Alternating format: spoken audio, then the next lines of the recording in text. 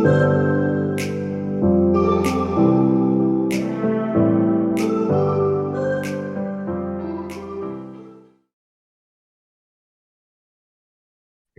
everybody. Welcome to another episode of Hope Without Sight with your hosts, Sailor Cooper and Tyler Evans. And of course, we're still in Puerto Vallarta, Mexico on the podcast content creation camp. And this is episode 15. And tonight, who I'm interviewing is actually my roommate. I've selected to interview him because he's had so much adversity himself, and he can attest that he's overcome it. Please welcome Maison Collawn. Mason, how are you enjoying this camp? It's been an interesting day. We just got into a photography session, went to the beach, had a picnic. Puerto Vallarta in Mexico, the podcasting creation camp is really cool. We had the outreach from Palapalooza to do that. So yes, we are ready to go and having a good content and having various content related people in the same place. It usually goes well. And 3 studios at that as well. Soundproof and everything. Yeah, that's right. We're in a soundproof studio. It's awesome. We're recording total 3 studios. And yes, we've done a lot of photo shoots. We took lots of photos today, thanks to a professional photographer. I can't wait to receive some of those photos. It's going to be awesome. So, yeah. Yeah, and you have a device to describe those photos. Yes, sure do. Yeah, I'm talking the Envision glasses. About me, just going to do a few plugins to what I do and SEO information and website. So I'm Maison Collawn. I'm the founder of the Anime Podcast. So this is a podcast like-minded individuals at this podcast creation camp in Mexico. And as a result, my podcast covers anime, geek culture, Asian studies, and Japanese aesthetics.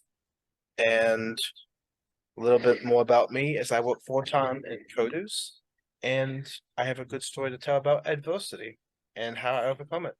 So, yeah, take it away. All right, so I guess we can start with the first part of adversity.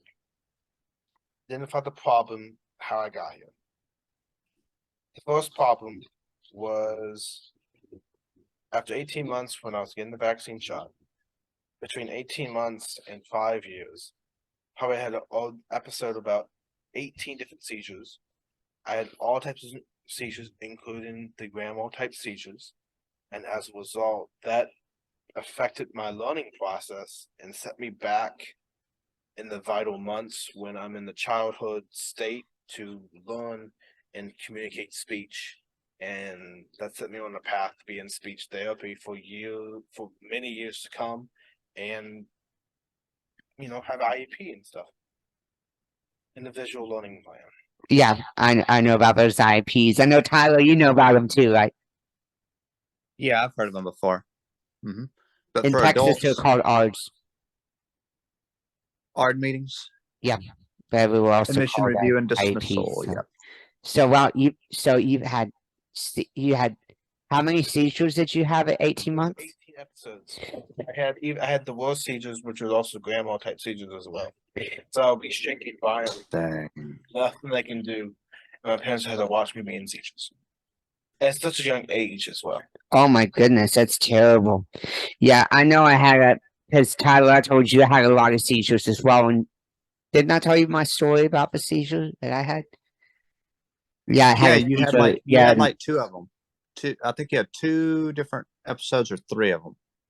Yeah, 3. Yes, I had 3. But the worst one was in my grandmother's pool when I almost drowned. So, I had a lot of seizures, but thankfully I overcome them.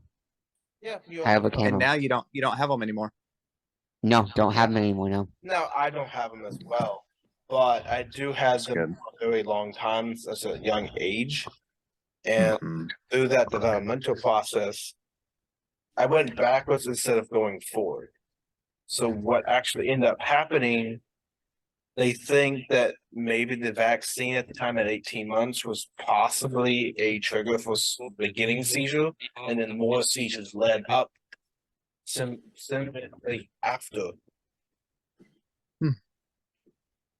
But that is the vaccine debacle about the controversy if the vaccines actually is more harmful than good. But we can't. And are you referring to the COVID-19 vaccines or what? No, No. my 18 months vaccine when I was 18 months old. So you got the standard vaccines that all babies get. Yeah, Yeah. my mom thinks there's like cause in that vaccine for the seizure. Oh, I see. At least in the first beginning. I see. Because it came out of nowhere and it was coincidental that the vaccine happened and the seizures started happening after. So, do you still have seizures today, or have you outgrown them? I stopped having them after 5 years old. After But 5 years they- old? Oh, Okay. Of them in a close proximity of time frame in early childhood, it set me back very drastically, and that had to make me play catch up through my entire elementary and even middle school career. And even when I caught up, I was still in the lab type classes. wow. So you do know, a lot of people think that all seizures are epileptic, but they're not. No, I don't think they're Some people, issues. some people have what's called NES, non-epileptic seizures, which can be caused by a number of factors, including diabetes, infection, trauma, things like that. But also, epilepsy can be triggered by stuff too. Yeah. And then of course, stroke can also be a contributing factor to certain seizures too. Yeah. But yeah, I think in my case, it was just one thing went wrong and then it kept going wrong because of Yeah. the brain development being affected. So it kept going back. yeah. But Did they you didn't ever know I have? had seizures? There was an official diagnosis for it. They just knew I had seizures. So you outgrew them when you were 5, but you still had years of speech therapy because you had to learn how to speak again, or what? Yes. When I was in that time frame, I spoke my own language. I was the only person who could actually understand what I was saying. Wow. Like what Dang. stuff were you saying? I don't know. I said still mine. I called my brother baby. That's how I called him.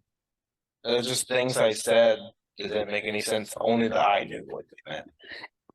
And so you once said your mom could understand you, but your dad couldn't, right? Okay, so the understanding of my mother was her fighting for me to have a chance to be successful. That's her understanding. My dad didn't understand of the Asperger's spectrum at the time and didn't know how to handle me and discipline me right. Wow. That's Man, right. that's crazy. You told me you're on the autism spectrum, right? Yes. Wow. Yeah, I know So- a lot of people on the autism spectrum who are very successful. And in fact, Tyler, we interviewed someone yesterday here. Yes, we did. Yeah. So question, not everyone who has epilepsy has autism, right? I mean, Yeah, I don't really know the underlying condition of epilepsy and connecting with autism. but there can be a connection. Some people have both. There might be a connection, but I'm not a doctor and I don't know. Well, my sister-in-law, she has epilepsy, but I know she doesn't have autism. As far as I know, she don't. Well, I think epilepsy is a separate condition that doesn't have to be combined with autism. No.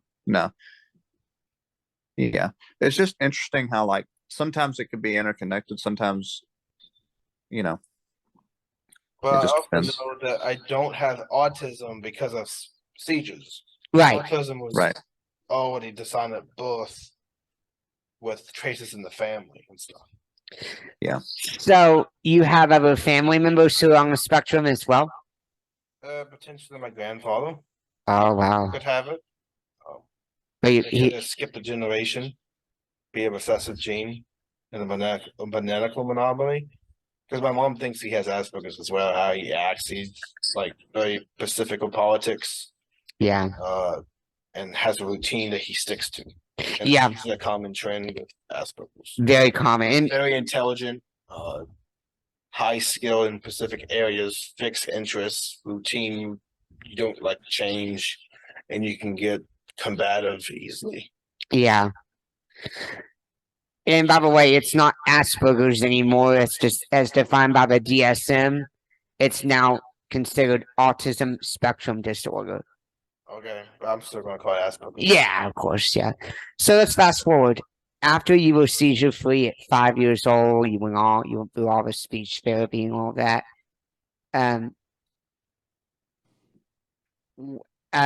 Did you have other hardships besides that? And if so, how did you overcome them? Most of the hardships were being isolated in school because I was different. I didn't get along with people my own age level. I hear you. I often got along with people way older than I was. So most adults I would get along with better. And throughout the entire high school, well, throughout elementary school I only had very few friends, and then middle school and high school I had no friends. Like no friends like outside of school. I knew everybody, they knew me, but it wasn't the same as actually having a personal obligation to someone outside of that school environment. It's like you couldn't connect with them, or what? No interest. No interest. I didn't pursue a friendship as much. I just stayed in my own bubble. But I was highly volunteering in high school and being involved. That's good. But that was mostly me volunteering. That was most of you volunteering. And I know you're working full time, but you're in college now too, right? Yeah, I had my associates. Cool. And did friendships change over in college, or? Yes. I was able to find a group with the anime club at my Reynolds Community College in Virginia that have a very unique following in similar interests. The thing that I was lacking was a group of people that had similar interests that were very strong in such interests. Oh, I see. The interest building was not there for me. So I pursued my own method to entertain myself and dive into volunteering as a means to escape no friendship in high school. That's why I did the bingo. That's why I did the 2-year videography recording for the basketball team, the football team. At 4 or 5 years, volunteering the concessions at the football games, and actually keep doing it, and also do bingo and chain gang as well. Wow. I mean, yeah, you had struggles, but you did adapt. Well, it's not that I adapt. It was mostly when 6th grade, I had a champion in my side. It's my mother. My mother has a background in teaching. What she was able to do, she took her teaching background and applied an individual learning plan specifically for me that the school didn't want to adapt because they didn't have previous experience doing it.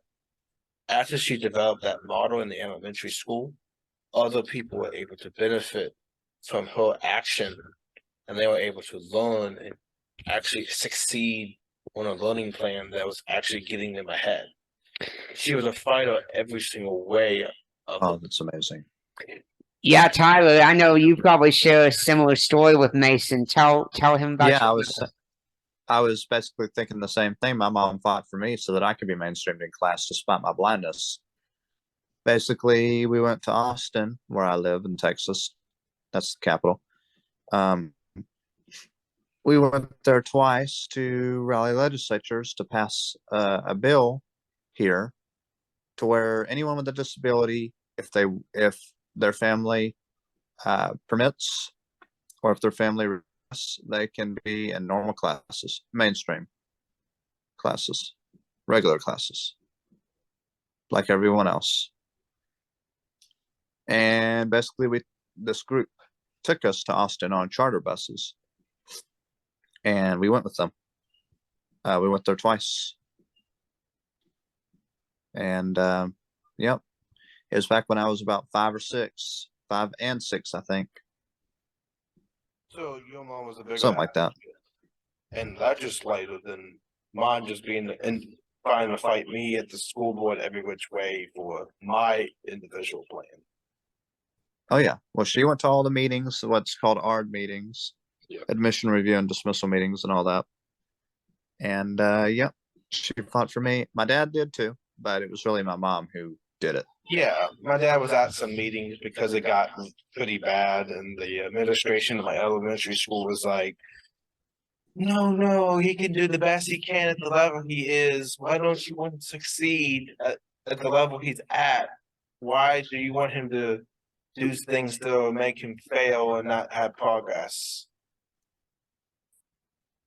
They were very laxed about doing anything to help me. In other words, they didn't think you can reach your highest potential, although you could, right? Reach my highest potential. They didn't care. Wow. They didn't No. want to get the ball and actually put the thing in their own court. So my mom had to fight them to the nail, and he actually like some of the things he did was way beyond what should have actually happened. Wow. And yeah, because a lot of public schools, they, underestimate children in a lot of ways, especially with special needs. I've had that experience as well. And also, No Child Left Behind Act doesn't help. Yeah, Yeah. Tyler, you're familiar with that, right? Oh yeah, and in fact, I've never agreed with it. In fact, it should be, in my opinion, repealed. Why repealed? Because it's Why? Because it's one size fits all. stigmatizing. Yeah, It's one size fits all. That's the problem.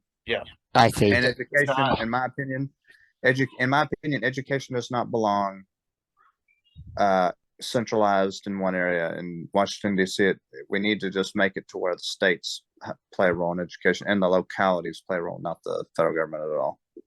Yeah, makes sense. Makes It sense. makes Yeah. sense, but at the same time, without the regulation, some states will be less equipped than other states. So it has somewhat equal playing field, at least for like a basic model where the states can still implement their own changes to that model. Yeah. Well, I don't know. Well, another thing about me was doctors wanted to label me as retardation. And my mom was refusing that label because she thought I could do better and actually was not mentally retarded. Doctors wanted to label me as that, and she refused to have that label put on me. No, you're doing great. In my opinion, Oh, you're doing awesome. And you're here in Puerto Vallarta for a reason, just like I am, hopefully to begin your journey in entrepreneurship. You want to make money with your podcast, right? Well, Puerto Vallarta, I paid out of pocket for. I didn't ask for help. Well, yeah, I want my money. yeah, me too. I paid too, but you're coming here. You want to learn to hopefully monetize and make money, right? Yeah, I don't need a podcast manager. I just need a way to make the upscale my business and be able to make a profit margin of some kind in the scheme of things and build up the audience base. Exactly. Yeah. Right. Another part of the story that about me, after that launching of that Pacific learning plan that was later used for other people at the elementary school that actually succeeded for them as well. After that success story, I was able to catch up to my reading level. In 5th grade, I was still in special ed, but when 6th grade came around halfway in the year, I caught up to 6th grade collab and didn't need special ed anymore. I was all in 2 teacher classes at that point. All right, Tyler. Yeah. That was how awesome is that? Yeah. Oh yeah. And so Yeah. let's fast forward now. And so for high school, you did well, right? Yeah, the only area that, well, actually, I exceeded all my academics. I took my academics very seriously. I loved it, and I did the concepts were really easy for me. I understood it in minimum effort. I got straight A's and 1B. I had a 4.018 when I graduated high school. Awesome. Wow. And you went to a community college. What did you study there? What did you major in there? It was just social science. It was a bridge to transfer to a bachelor's for mass communications or broadcast journalism. Do you want to transfer to a university, or what are your future plans Well, besides this I want podcast? to do it when I get the moment. Just right now, doing the podcast, need the money flow. So I'm looking for time to get the money flow because the podcast's not making money. So if the podcast not making money, I'll have a incentive to go back to college to finish my bachelor's. Oh, awesome. Wonderful. Well, Mason, you've overcome so much in life. You deserve a hand clap. But so yeah, you hope for your future to get this podcast making money and Oh yeah, hope to yeah, me too. I have my co-host that I do like one episode a week, and then I have a cover designer and a sound editor. Yeah, and I helped you translate on a podcast last night, in fact. Yes. With Susie, yeah, about her favorite TV show. Well, we did her favorite telenovela, and it was interesting because when I did Spanish in high school and Spanish in college, telenovela was an interesting soap opera original programming in countries like Mexico that were actually really pivotal to people liking. Wow. So I wanted to cover for that podcast because it covers a fan base, cultural fandom that is in a different culture, but still unique to that culture. Just like animation in Japan is unique in that regard. Wow. So your podcast mainly is on animation, right? And it's anime, geek culture, Japanese aesthetics, and Asian studies. How awesome. Great. Well, as always, Tyler, do you have any more questions for our guest? I don't think so. Do Just you have anything else to share, or should we wrap it up? Basically, what about Tyler? Actually, what's your life story? Do what? What's your life story in a nutshell? Before we go. Well, I was basically born blind. I was born blind like him. In fact, I have the same story, almost the same story as him. Yes. And so you blind, or you still blind? I'm blind still. But you overcome how to live with it. Yeah, I overcame how to live with it. Pretty much. So is it like partially blind or fully blind? Can you tell her? Are you partially blind?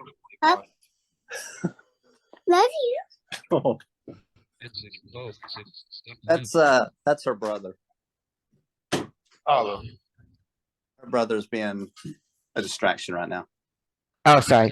So you blind? Are you totally blind or partially blind? He's asking. Oh, I have light perception. Yeah. I have retinopathy. Of prematurity. Basically, my eyes, the retina, detached because it lacks oxygen on the retina. Yeah. Yep, I have it too. We and I are almost brothers from another mother. Isn't that crazy? Yeah. And what's interesting is I have a twin brother, and He ain't blind. get this, he was born blind too, but his eyes reversed 3 months after birth, meaning he went from blind to sighted. And I have a twin sister. The same thing happened to her. So You have a I twin. mean, it's just amazing. I didn't tell you you were a twin. yeah, I thought I told you I was the twin. Yeah. Boy. It's just and here's what's cool. Me and Sailor met in college at SFA, Stephen F. Austin University in Nacogdoches, in the fall of 2014. Yeah. That's how we met. And I truly believe that God put us here for a reason. Yes, he yeah. did. Yes, he did. I believe the same thing. And it's to inspire others. God put us on a path that is who we are, who we want to be, and people that He shows along the way when they come along. That's right. That's right. And for those who don't believe in that sort of thing, you do have a purpose. Yeah, you do. Whether you believe in God or not, or Allah or whatever. You know, Whatever some your faith. people, when they say they don't believe, but they believe that something is there, and that is Right. a proof that even if you're not being felt, the people you can reach out to them, you know, Yeah. persuade them in a gently fashion, not force it upon them, but let them choose to follow it. That's right. Exactly. Yeah. But yeah, if you're hearing a lot of noise, folks, on the podcast, that's just my sister-in-law's little brother. Yeah. Well, All right. that happens. Well, yeah, if you have nothing else to share, I guess let's wrap it up. So the customer ending I always end with is, what advice would you give for anybody who's struggling right now and can't see a way forward? Okay, they can't see it way forward. Let them have a network to be able to rely upon. Because my network is my mother. Because I couldn't fight for myself. Because I was too young, and she could have easily been reversed if she wasn't having a teacher background. She could have possibly given up and not known in the education system to fight for the child. Because sometimes people with disabilities and the education system seems to lack is a poor parent or non-educated parent who doesn't know what to do. Those types people need to reach out to a specialist to have an advocate for them. So my best advice is reaching for an advocate of some kind to help you go through the struggle and actually have that moral support of some kind. It has to be someone that you can trust, even if it's a spiritual leader, community leader, it doesn't matter. You need an advocate to get you to the next step. That is some very good advice there. Always have an advocate and just know that you're not alone. Well, everybody, let's give it up for Maison Collawn on episode 15 of Help Without Sight. We're going to have a good rest of time in Puerto Vallarta, right? Yeah. Yeah, we have a brunch tomorrow. Let's see, I have some more recordings to do. We have salsa dancing, right? And Sunday we have a boat trip. Tyler, thanks for being here. You're a great correspondent and able to provide interesting dialogue in the conversation as well. Oh, you're welcome. I appreciate it. Yeah, so let's enjoy the rest of our time in Puerto Vallarta until Tuesday. And don't forget, you can come to the name of the podcast near you with Apple and Google, and I'm on www.mcmapodcast.com. Hope to see you there if you like my correspondence. Thank you. Yeah, thank you. We hope you feel renewed, inspired, and encouraged, like you can just carry on and conquer the world. Please hit the subscribe button on all platforms and tell your friends and family to do the same. Blessings to all.